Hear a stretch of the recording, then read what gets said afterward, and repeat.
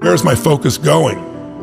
I can always be upset about something. Where do you tend to focus more? Your past, your present, or your future? We all spend all three, but where do you spend more of your time? Most of us who are achievers tend to focus on the future, but all the joy is in the present.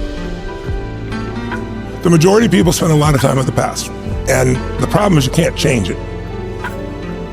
You're constantly focused on what's missing versus what you have. You're focused on what you can't control. And there's two worlds, right? The external world, the internal world. We can't control the external world, we can influence it. The part we can control is what's going on inside of us. And that, we can control what we focus on. We can control the meaning. We can decide the meaning. We're the meaning makers, and we can decide what to do. And when we can make those three decisions, we're in control of our life, and all the anxiety and bullshit tends to go away, especially if we're trying to do that to serve something more than ourselves. Because you can't serve something more than yourself and not benefit.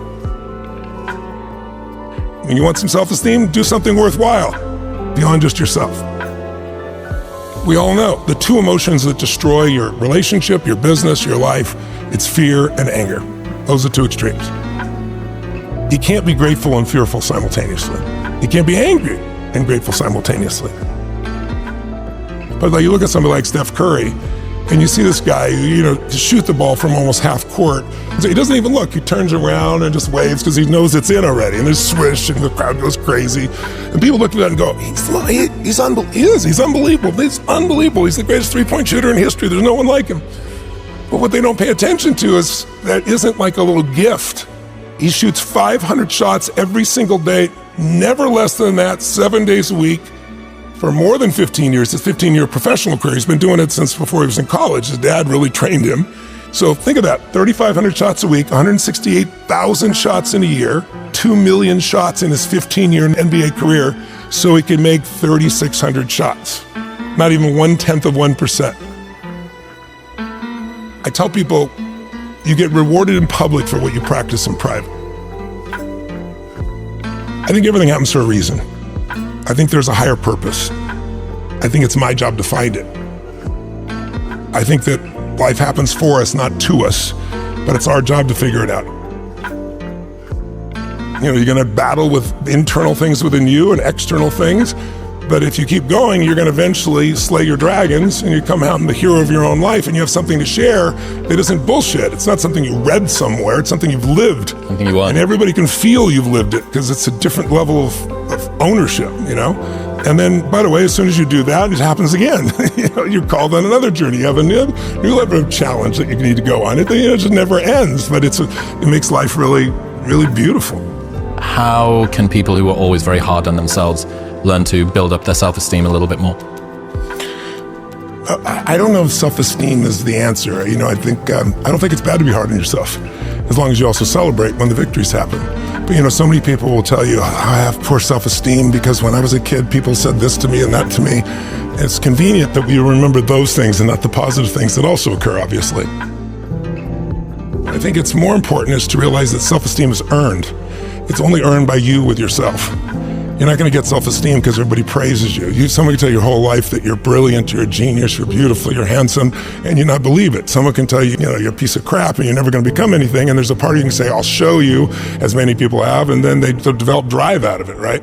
So it's really, self-esteem comes from doing incredibly difficult things where you pushed yourself. It's not virtue signaling, it's not telling people about it. It's what you know inside your soul is true. And the more you do things that are incredibly difficult, and especially things that are meaningful, meaning they're not just about yourself, the higher that esteem would be. I think the most important thing for self-esteem is to find something you care about more than yourself. If you find something you care about more than you won't be thinking about yourself all the time, and all your bullshit self-esteem just goes out the window. The real question is, what do you want? If you want an extraordinary life, my definition of that is life on your terms. Some people, it's 3 beautiful children, a white picket fence. Some people, it's building a multi-billion-dollar business. Somebody else, it's writing poetry. Instead of looking for somebody else, it's like, okay, what do you really want from your life? And aligning yourself with moving forward towards what you really want. If you can do that in a way that also you feel is serving others simultaneously, there's a sense of meaning in life that can't be replaced by self-esteem or praise or compliments or being nice to yourself. And I don't think it's bad to be tough on yourself. I'm pretty tough on myself, I'll be honest with you. Being overly tough on yourself usually comes by making comparisons that don't make sense. You're comparing to somebody else's life that has a totally different path, a totally different experience. We all develop in different stages and different things. We all want different things. But eventually you wake up and say, it's good to be strong with yourself, but beating yourself up just lowers your energy. And when your energy gets lower, you produce less. And you don't have the same level of joy. You don't have the impact that you want to have, nor do you have the excitement that you really want to have. So I look at it as something that it's worth earning your own self-esteem, but it's really not the secret. The secret is find something else you obsess about more than yourself, and you'll have a level of energy that will compel you over the long term. When I began with a fuel, which was like, I'm gonna show them it was anger that drove me. I'm just gonna show you type of thing. But that fuel doesn't last. And then the next fuel that people tend to use is, I gotta succeed. But there's a little fear underneath that's driving them, which is like, what if I don't? Versus a knowing, it's like, if you give your all every day, your gifts will make room for you. And it's like having a knowingness that things are going to be fine. And then there's the next level, which is you start to know who you are, and you're not trying to prove it to yourself or other people. And it's just, you just want to help. It's the difference between what I would call push motivation and pull, right? Push is, I'm going to make this happen. And it takes tremendous willpower. And I know you have plenty of willpower, I do as well. But there's a limit to willpower, but there's no limit to pull. Pull is when there's something magnificent that you want to serve, something that you've got an obsession for, to create or to do or make happen. And that you don't lose that energy, you don't lose those components, and you're able to laugh and enjoy along the way. I think it's important to realize wherever focus goes, energy flows. It's corny, but it's true, right? In fact, maybe an easier way of saying it is, we don't experience life. None of us do. We experience the life we focus on. So in any moment, what's wrong is always available. So is what's right. So it's not about being positive. It's about being intelligent. You got to look at the impact of what you're believing. And you got to look at and say, where's my focus going? I can always be upset about something. I can always find something to be joyous or at least grateful for, which leads to joy. And I think it's learning to discipline your disappointments, not allow them to grow and to move on and to use whatever life has given you. You can make some simple patterns and change your whole life with focus. The minute you focus on something, your brain has to decide, what does it mean? And meaning is what creates emotion, and emotion is where your life is, right? And so the quality of your life is the quality of your emotions. We all have a pattern of focusing on what we have and at times on what's missing. Which one do you think most people spend more time focusing on, what they have or what's missing?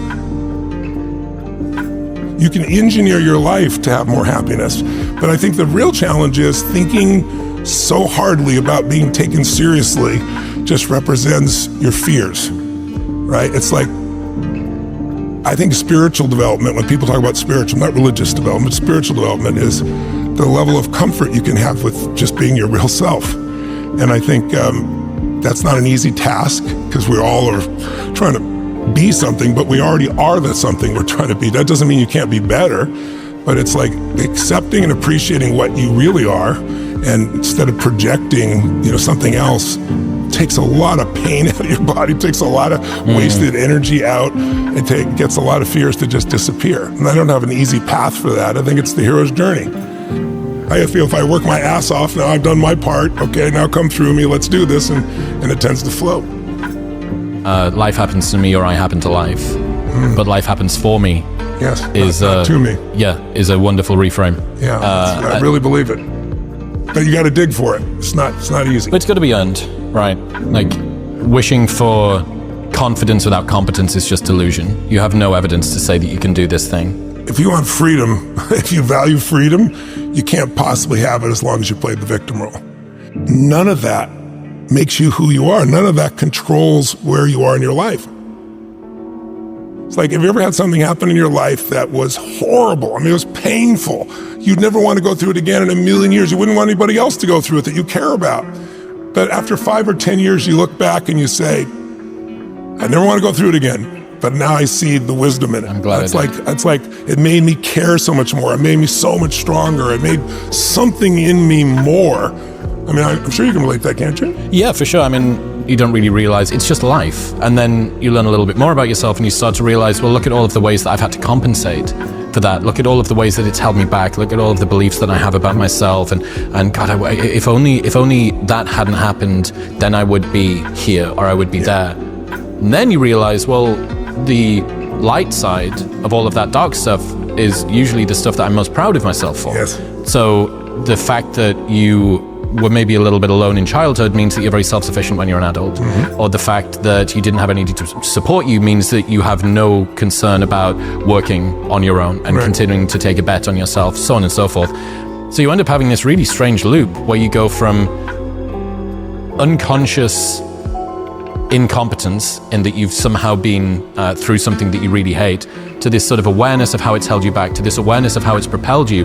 And then you have to get to this really difficult place, which is, okay, so this is a thing that I kind of wish hadn't happened, and yet I'm grateful that it did. And it's like a psychological superposition that you need to hold in your head at the same time. You can't collapse it down into one. You need to hold both of these things. It's like, yeah, that's like that shouldn't have happened. I really wish that. And had you have been able to see you, had you at 36 have been able to see you at 12, you'd have picked them up and given them a hug and said, I believe in you and you don't deserve this. But it needs to happen to you. It was meant to be. Now, I don't believe like everything's meant to be. I think situations are meant to be, and then it's our job to choose how we're going to use them or be used by them, right? I think that's the difference. But I think, we get easy times and tough times. Why is that important? It is incredibly peaceful if you've done the job in the beginning because you know who you are. Now you have an amazing life.